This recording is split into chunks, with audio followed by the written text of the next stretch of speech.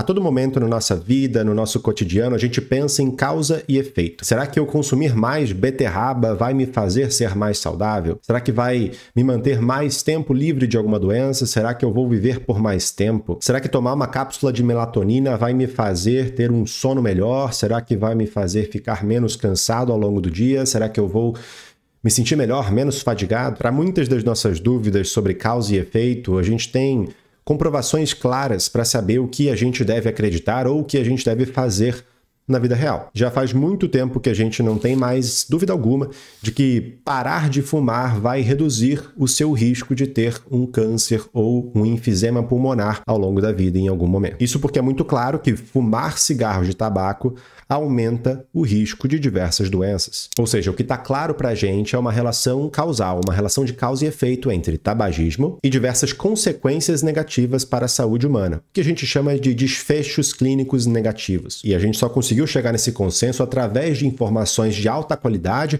baseadas em evidências científicas. No entanto, não é qualquer conhecimento científico que nos trouxe até aqui hoje para o que a gente sabe sobre os perigos de fumar cigarro de tabaco. As evidências científicas que comprovam essa relação de causa e efeito são evidências científicas que têm um elemento específico, que é o elemento chave que eu quero trazer para você hoje, que é o elemento da comparação. Sem esse elemento, sem comparações, você simplesmente não consegue falar sobre causa e efeito. Você não consegue saber se alguma coisa faz bem ou faz mal. Você não consegue saber se alguma coisa funcionou ou se não funcionou, ou até que ponto alguma coisa funciona. E é justamente por isso que eu quero que você guarde essa seguinte frase, que vai te ajudar bastante daqui para frente. Sem comparação, não existe causação.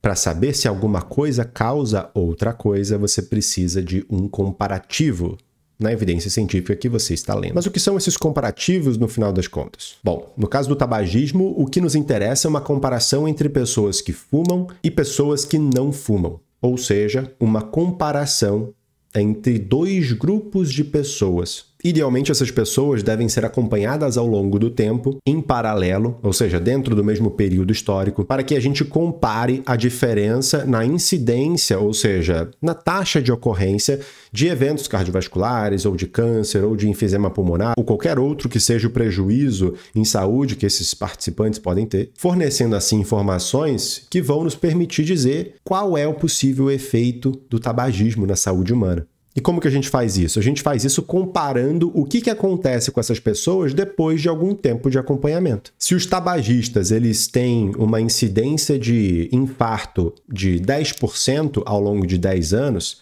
e pessoas que não fumam têm a incidência de infarto em apenas 5% ao longo de 10 anos, eu acabei de ver aqui que existe uma diferença entre esses dois grupos. Uma diferença de 5% em termos absolutos, ou ainda uma diferença de 100% em termos relativos, já que o grupo de tabagistas teve o dobro do risco do grupo de pessoas que não fumam. Ora, considerando que eu tenho dois grandes grupos de pessoas sendo acompanhadas ao longo do tempo, e que a única diferença entre esses dois grandes grupos é a presença ou a ausência do hábito de fumar, eu posso tranquilamente afirmar que o responsável pela diferença de 5% na incidência de infarto entre esses dois grupos foi o ato de fumar, foi o tabagismo. Logo, a conclusão que eu tiro a partir desses dados, dessa observação, é de que fumar causa um aumento no risco de eventos cardiovasculares, especificamente infarto. Agora você poderia se pensar, mas será que esses dois grupos são realmente similares entre si? Será que a única diferença entre essa galera aqui, no grupo A e no grupo B, é apenas o hábito de fumar? Essa é uma excelente pergunta e a resposta para essa pergunta é muito provavelmente não.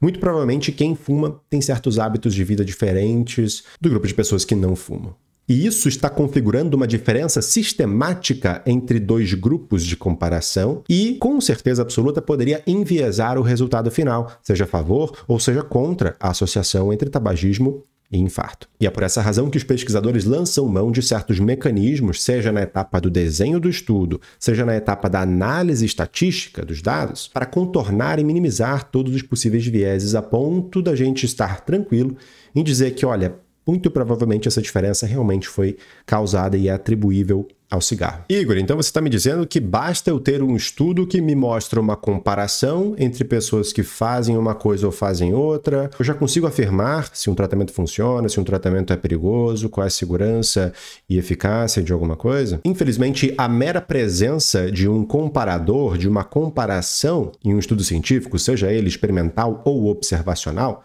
não garante que o resultado final seja uma estimativa 100% atribuível ao fator de estudo, ao que você está querendo estudar, por exemplo, o tabagismo ou, sei lá, uma dieta específica para perda de peso. É por isso que a gente chama a comparação de um elemento necessário, mas não suficiente. Em outras palavras, existir um tipo de comparação, existir um comparador, não será suficiente para falar sobre causa e efeito, no entanto, ele é necessário. Sem uma comparação, sem um comparador, sem qualquer tipo de referência para a gente comparar uma informação com outra, a gente simplesmente não consegue falar de causa e efeito, porque diversas outras possíveis explicações podem justificar o resultado que a gente está vendo, como simplesmente o acaso, mudanças naturais, outras mudanças que aconteceram na vida das pessoas, melhoras espontâneas, como no caso de infecções virais e gripe, que tendem a melhorar naturalmente, e o fenômeno estatístico da regressão à média, que também justifica mudanças ao longo do tempo. É por essa razão que a gente não pode simplesmente coletar relatos de pessoas que dizem que começaram a tratar sinusite e rinite com homeopatia, relatando que melhoraram depois que começaram a usar esse tratamento homeopático, e simplesmente ignorar o fato de que essas mudanças podem ser explicadas pelo acaso ou simplesmente uma interpretação da pessoa extremamente enviesada, ou que esses relatos podem ser simplesmente fruto de um viés de memória. As pessoas se lembram das coisas que aconteceram no passado de forma bem diferente, específica e deturpada quando elas têm uma crença muito forte em alguma hipótese, o que acaba sendo contornado dentro de um estudo clínico bem feito que vai colocar pessoas para receber homeopatia, pessoas para receber um placebo ou um outro tratamento qualquer e acompanhá-las ao longo do tempo para saber qual é o efeito clínico verdadeiro daquele tratamento que te interessa. Bom, agora eu quero saber de você, se você já sabia, se você não sabia desse princípio e dos outros conteúdos que eu trouxe ao longo desse vídeo. Comenta aqui embaixo que eu vou gostar bastante de saber o que está se passando aí pelo outro lado da tela. E lembrando que se você ainda não está inscrito nesse canal, mas gosta desse tipo de conteúdo e gostaria de aprender mais, eu sugiro fortemente que você clique